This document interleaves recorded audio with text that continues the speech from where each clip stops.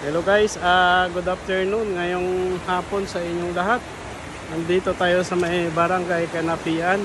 Ayan. Inabot na tayo ng tubig dito na napakalakas. Ayan.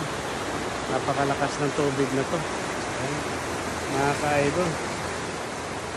Gusto man nating tumawid, hindi tayo makakapagtawid dahil napakalakas ng tubig dito sa area na to.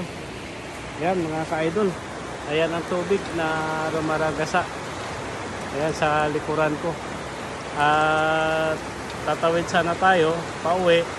So mag-aantay tayo ng tining ng tubig. Sa ngayon, for the meantime, nag-aantay tayo. Ayan, kalakas ng tubig dito.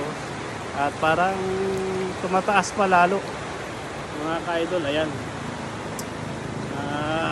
Mag-aantay-antay tayo ng few minutes o 1 hour kung magbabago ang sistema niya.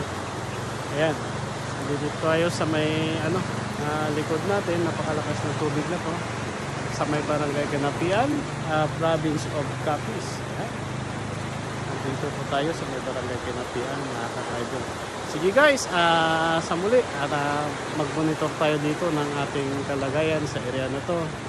At patuloy lang tayong mag-aantay ng bahagyang oras para bumabaw ito, para makakauwi na tayo ng barangay Kabungahan.